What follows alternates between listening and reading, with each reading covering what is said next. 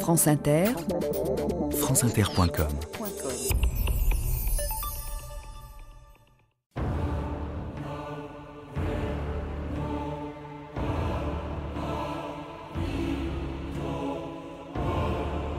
Le masque de fer, si vous saviez ce que c'est, vous verriez que c'est bien peu intéressant.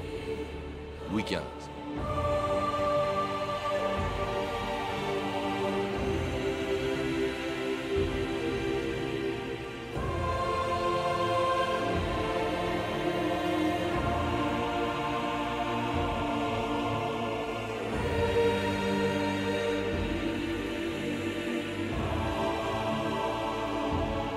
« 2000 ans d'histoire.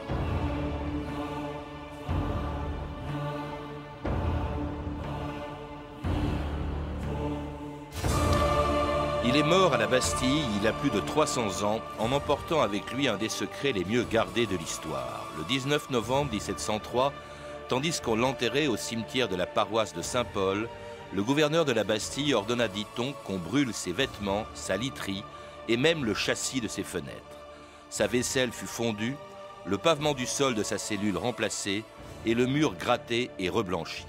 Aucune trace, aucun message ne devait rester de cet homme dont le visage avait été caché par un masque de fer et qui venait de passer 34 ans en prison sans pouvoir parler à personne d'autre qu'à son geôlier, Monsieur de Saint-Marc, qui l'avait gardé en Savoie dans les prisons de Pignerol et d'Exil, puis aux îles Sainte-Marguerite au large de Cannes et enfin à la Bastille, où le masque de fer arrivait dans le plus grand secret le 18 septembre 1698. Du jeudi 18 septembre à 3 heures de l'après-midi, Monsieur de Saint-Marc, gouverneur du château de la Bastille, est arrivé pour sa première entrée venant de son gouvernement des îles Sainte-Marguerite-Honorat.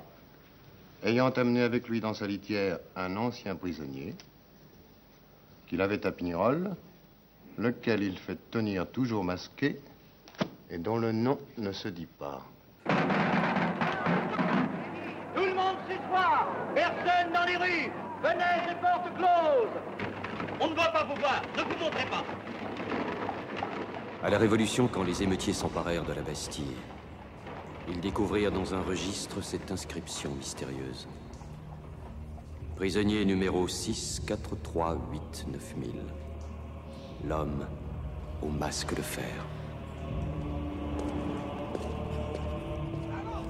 Michel Verger-Franceschi, bonjour. Bonjour. Vous êtes historien, professeur à l'université de Tours et auteur d'un livre, un livre de plus, j'allais dire, sur le masque de fer, puisque depuis 300 ans, les historiens, les romanciers essayent de répondre à cette question. Qui était le masque de fer? C'est encore une énigme à laquelle vous apportez du nouveau, car à partir de tout ça, de ce que l'on sait déjà, car si on a longtemps ignoré l'identité du masque de fer, on connaît son histoire qui commence, vous le rappelez, en 1669, dans la forteresse de Pignerol en Savoie. C'est là qu'on parle de lui pour la première fois.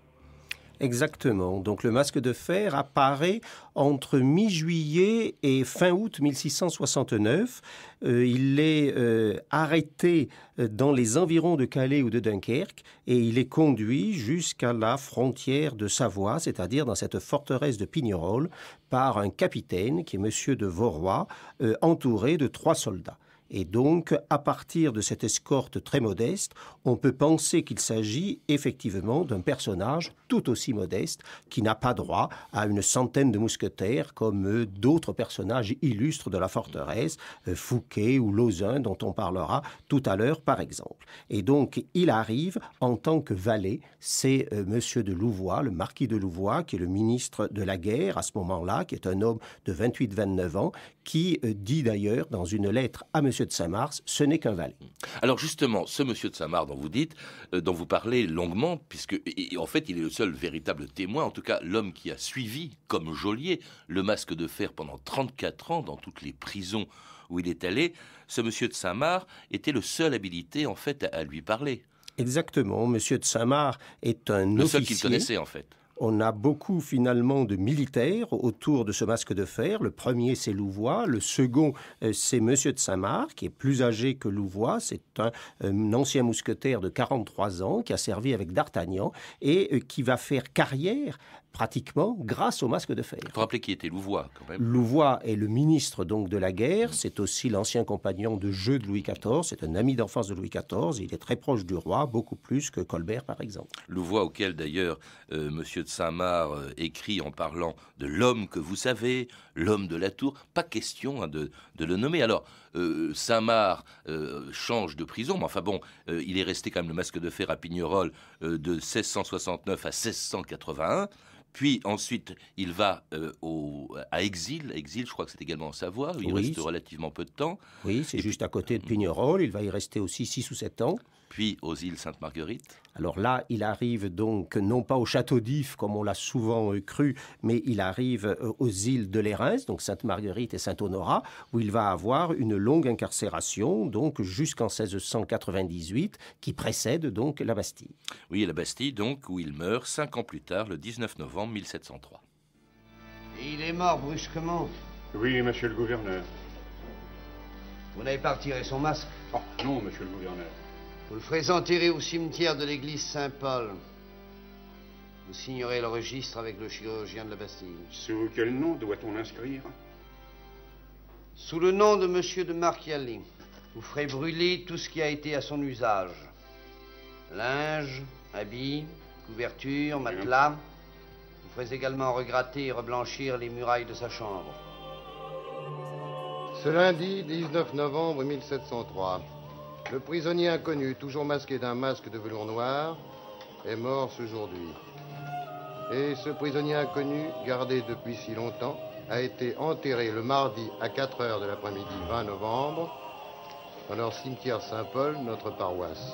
Sur le registre mortuaire, on a donné un nom aussi inconnu.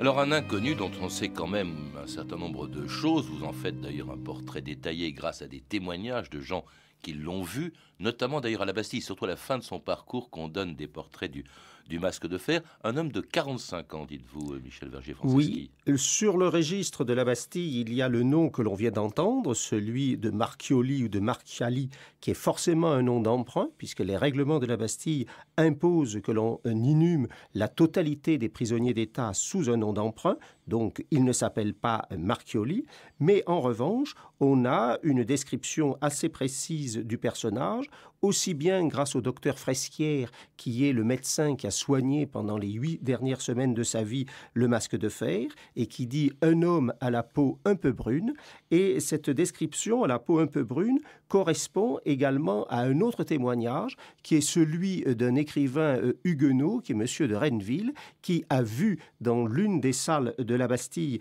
dans laquelle il se trouvait lui-même le masque de fer, et qui dit que c'est un homme aux cheveux noirs crépus, sans un seul cheveu blanc, sans un seul cheveu mêlé de blanc, et qui laisse entendre donc qu'il pourrait s'agir d'un homme de couleur.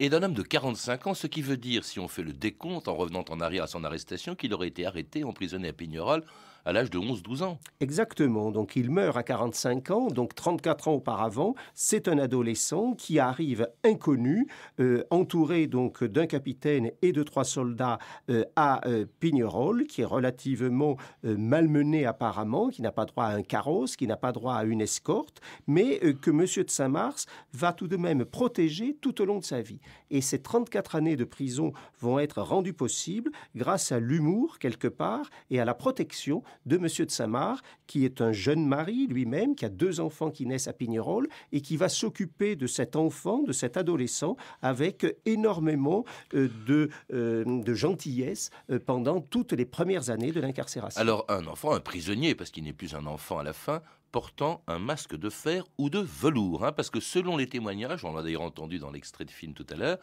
il portait un masque de velours aussi. Alors, à la fin de sa vie, il porte un masque qui est qualifié de masque de velours. En 1687, le premier qui parle d'un masque d'acier est un évêque, qui est Monseigneur Fouquet, le frère de l'ancien surintendant des finances Nicolas Fouquet, qui est mort depuis 1680. Et on peut donc supposer que ce masque n'est pas du tout destiné à cacher une éventuelle ressemblance, comme l'a écrit souvent et pendant très longtemps Monsieur de Voltaire notamment. Vous parlez d'une prothèse, vous? Voilà, je pense qu'il s'agit plutôt d'une prothèse, parce que j'ai beaucoup étudié les officiers d'Ancien Régime, surtout les officiers de marine, et on a des prothèses de ce genre assez fréquemment. On a Mirabeau Col d'Argent, par exemple, qui avait une prothèse autour du cou, une sorte de Minerve. Et puis alors il meurt donc en 1703, l'affaire n'intéresse plus personne jusqu'à ce que Voltaire s'y intéresse bien après, affirmant que si le prisonnier portait un masque, c'était pour cacher un visage connu. Voyons, monsieur de Voltaire, vous me semblez en savoir bien long sur cette histoire. Oh oui, par pitié, ne nous faites plus languir. Eh bien, voilà. Ah. Comme vous le savez, on envoya dans le plus grand secret, au château de l'île Sainte-Marguerite, dans la mer de Provence, un prisonnier inconnu. Il intéressait par le seul son de sa voix, n'est-ce pas? Ne se plaignait jamais de son état, ne laissait pas entrevoir ce qu'il pouvait être. Oui, ce fait étrange a été jusque-là ignoré de tous les historiens. Oh, tous sauf vous. Ah, oui. J'ai mes informateurs. Moi. Et s'il s'agissait d'un personnage dont les traits étaient si connus qu'il aurait pu être reconnu par tous. Par tous. J'ai lu, il y a quelque temps, une thèse d'un certain monsieur Anatole Lequin, selon laquelle l'homme au masque de fer eût été Molière. Molière.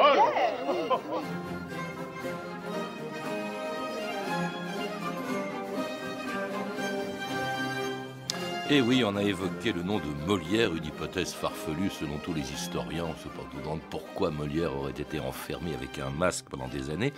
Mais alors Voltaire, lui, pense, il laisse traîner le bruit que finalement, le masque de fer serait sans doute un fils aîné et adultérin d'Anne d'Autriche, c'est-à-dire de la mère de Louis XIV. Michel Valger-Franceschini, ça c'est une hypothèse qui est restée longtemps.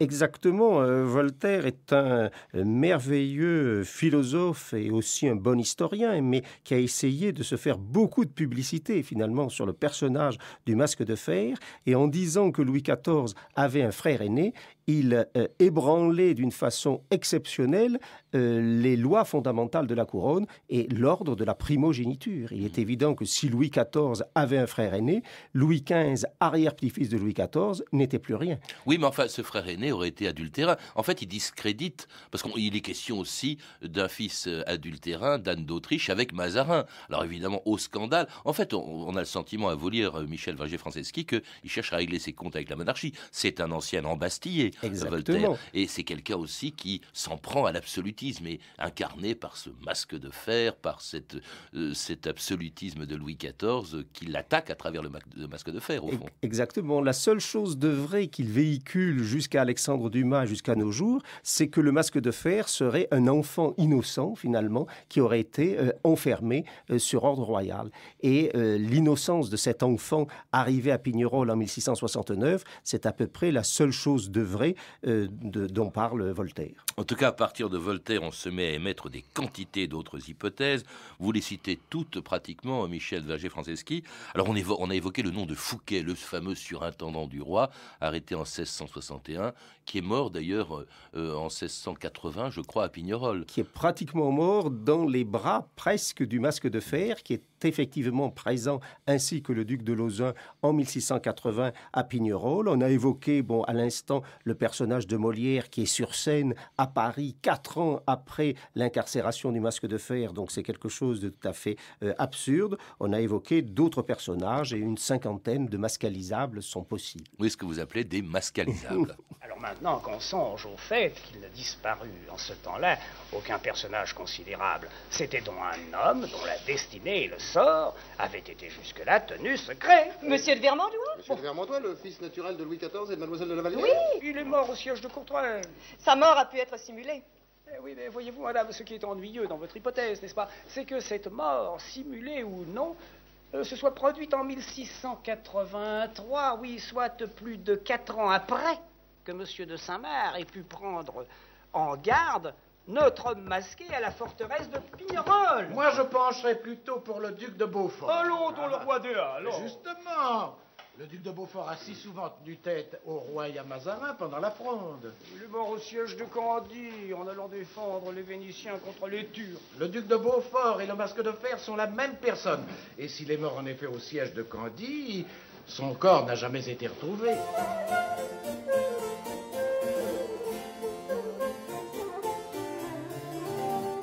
Alors c'était devenu un vrai jeu de piste, presque un jeu de société, chercher qui était le masque de fer à l'époque, au XVIIIe siècle, à l'époque de Voltaire.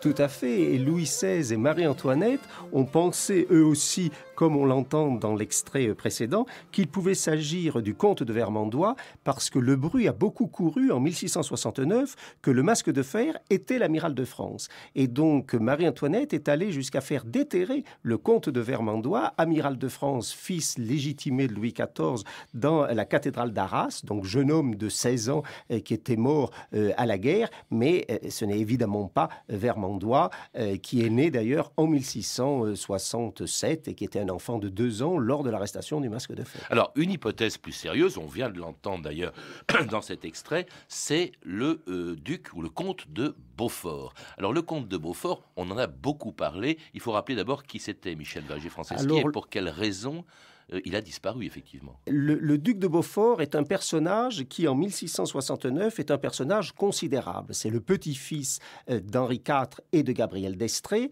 et il a donc en Europe 2 cousins germains extrêmement puissants, l'un qui est le roi de France, Louis XIV, l'autre qui est le roi d'Angleterre, qui est Charles II. Et on est donc dans un contexte, en 1669-1671, où la France recherche l'alliance de l'Angleterre pour avoir à son service la Royal Navy, et de l'autre côté, on a l'Angleterre qui cherche l'alliance de la France pour avoir des subsides de Louis XIV. Et donc les 2 puissances ne peuvent s'allier que si le grand maître de la navigation qu'est le duc de Beaufort disparaît, parce que c'est un ultra-catholique, c'est quelqu'un qui ne pourra jamais servir avec les officiers des vaisseaux de la Royal Navy qui sont anglicans, et donc pour que soit signée une éventuelle alliance, et effectivement elle sera signée, c'est le fameux traité de Douvres de 1670-71, pour que l'alliance entre les 2 puissances puisse être signée, il faut un préalable, c'est la disparition du chef de la marine française, qui est un peu l'équivalent d'un ministre de la marine. Et c'est ce qui se passe, on a entendu, dans une bataille totalement oubliée, le siège très long, interminable en Crète de Candie, de la ville de Candie, qui se défend contre les Turcs et auquel le duc de Beaufort vient porter secours. Or, il disparaît mystérieusement en 60. Vous sous-entendez quand même, Michel Berger-Franceschi, qu'il aurait été tué par Louis XIV ou sur ordre de Louis XIV. Oui, parce que le duc de Beaufort est quelqu'un qui gêne considérablement les relations donc, de la France avec l'Angleterre. Et aussi bien Charles II que Louis XIV ne peuvent que souhaiter la disparition de ce frondeur, de cet agité qui veut absolument entraîner la France dans une politique qui n'est pas la sienne depuis François Ier. Depuis François Ier, la France a signé les capitulations avec le sultan et s'entend bien plutôt avec le monde ottoman. Et le duc de Beaufort veut entraîner la France aux côtés de Venise dans la guerre contre l'ottoman. Et donc, le duc de Beaufort part dans cette campagne de Candie en tant que généralissime des armées de l'Église, des armées donc du souverain pontife, et il disparaît d'une façon tellement opportune au matin du 25 juin 1669, c'est-à-dire 2 mois avant l'incarcération du masque de fer, que la plupart des contemporains ont dit c'est le duc de Beaufort. Oui, qui aurait été enfermé, en fait, pas assassiné, mais enfermé justement à Pignerol et ensuite avec un masque de fer. Alors ça, ce sont des personnages célèbres, comme aussi la plus extravagante des hypothèses, imaginée en 1790 par l'abbé Soulal, l'hypothèse que le masque de fer aurait été un frère jumeau de Louis XIV, une hypothèse reprise par Alexandre Dumas dans Le Vicomte de Bragelonne. Je vais maintenant vous révéler un secret que peu de gens partagent et qui a gâché votre vie. Tout a commencé la nuit où notre roi est né. La reine avait mis au monde 2 enfants cette nuit-là, et celui que je tenais dans mes bras était le plus jeune des 2. Un autre. Il y en a un autre. Soudain, le vieux roi découvrit qu'il avait 2 héritiers. Il ne voulait pas que le royaume soit déchiré par une querelle de succession, alors il décida pour le bien du pays que l'un des 2 devait disparaître.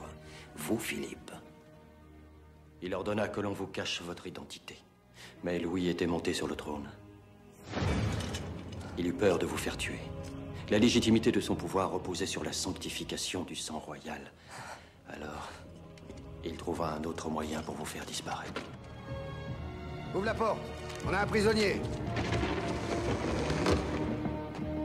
Emmenez-le au 3e sous-sol. Donnez la lettre de cachet au capitaine.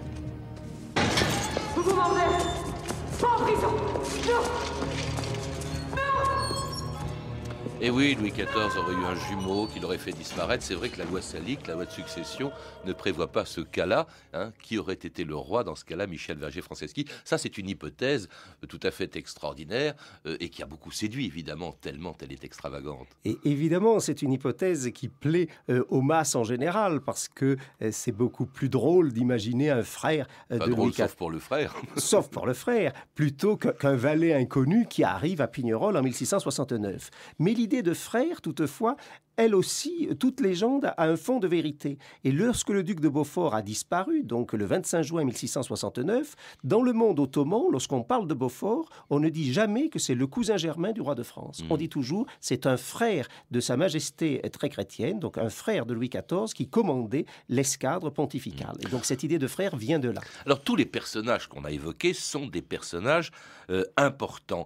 Mais comme les hypothèses, vous les passez en revue, Michel Verger-Franceschi, ne tiennent pas debout, ne sont pas suffisamment étayés, on se met quand même à penser à des personnages moins importants, c'est-à-dire des gens dont il n'était pas nécessaire de recouvrir le visage d'un masque de fer. Alors on a parlé d'un espion italien, le comte Mattioli, et puis alors, c'était l'hypothèse la plus récemment évoquée, et d'ailleurs par beaucoup d'historiens, il y a peu de temps, je pense à Jean-Christian Petit-Fils, un valet tout simplement qui s'appelait Eustache d'Angers.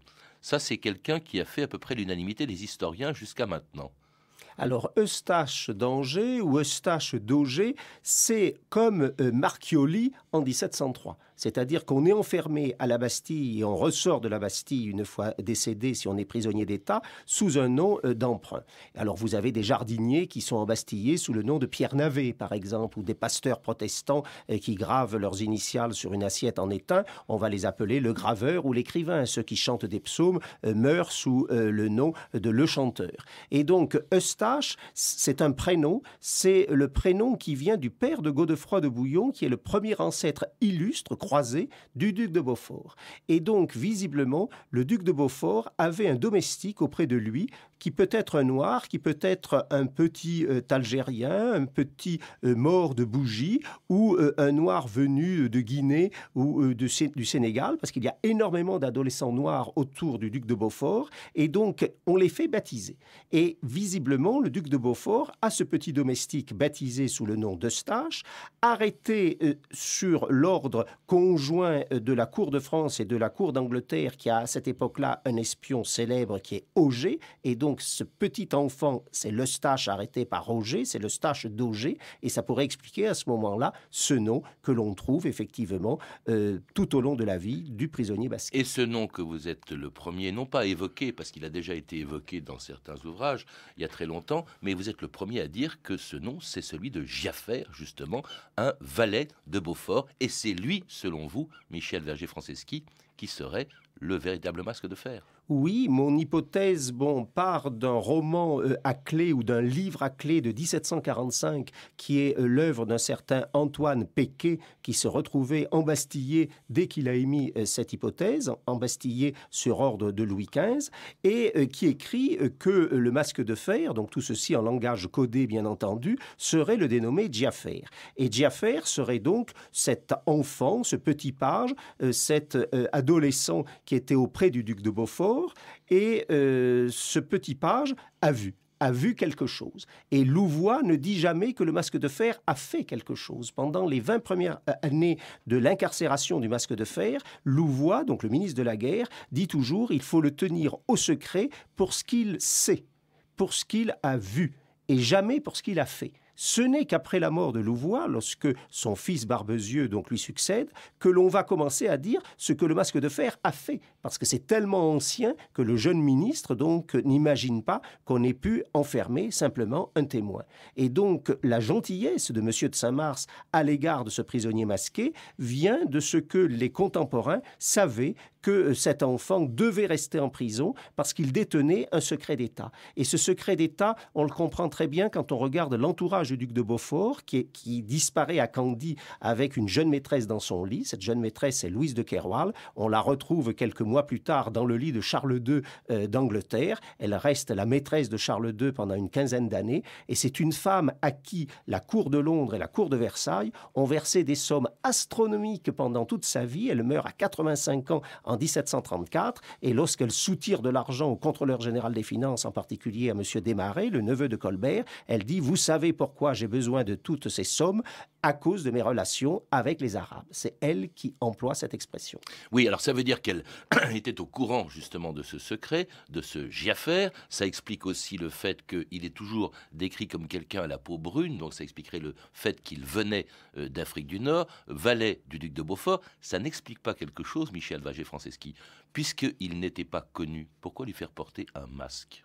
Alors, on lui a fait porter un masque visiblement parce que les mémoires de Perse de 1745 le disent. Lorsque l'un des deux personnages, donc soit Beaufort, soit le valet, et visiblement c'est Beaufort, disparaît, on a lardé de coups de poignard le visage du valet. Et donc, ce valet qui se retrouve avec les nerfs des joues lacérés ne peut apparemment plus manger. Il peut également marcher très difficilement. On a souvent oublié de dire que le masque de fer était un personnage transporté pendant 34 ans. On ne le voit jamais marcher tout seul. On le transporte en litière, on le transporte sur un cheval et on lui a mis un masque de façon, comme le dit d'ailleurs Voltaire, à pouvoir mastiquer, c'est-à-dire une sorte de mentonnière. Et à ce moment-là, cette mentonnière... Donc c'est la prothèse. Qui est une prothèse métallique, peut devenir, avec la cicatrisation au bout de 20 ou 25 ans, un masque de velours, ce qui explique que la prothèse soit plus légère lorsqu'il a 40-45 ans que lorsqu'il en avait 15 ou 20. Et ce qu'il aurait vu, c'était l'assassinat de Beaufort. L'assassinat, l'enlèvement, la disparition réelle du duc de Beaufort,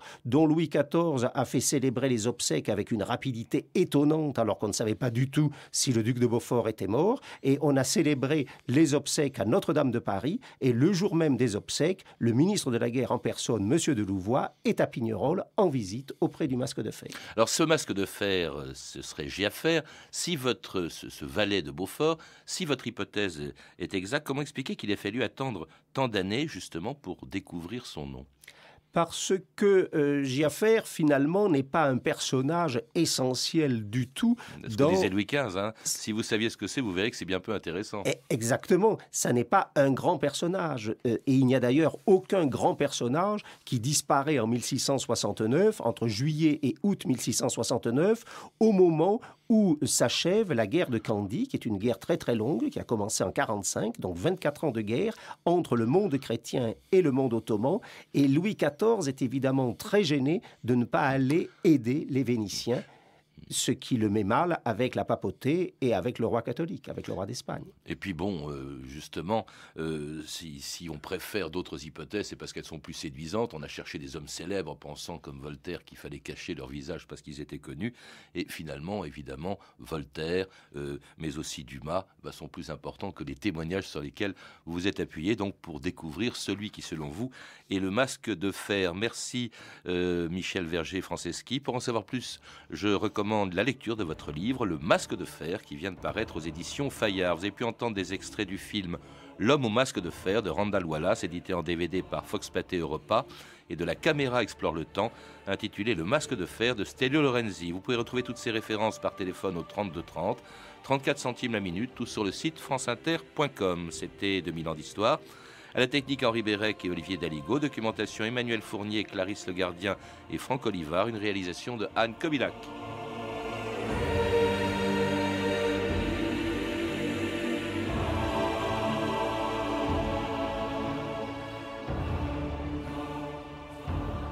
Demain, dans 2000 ans d'histoire, la fin des colonies françaises.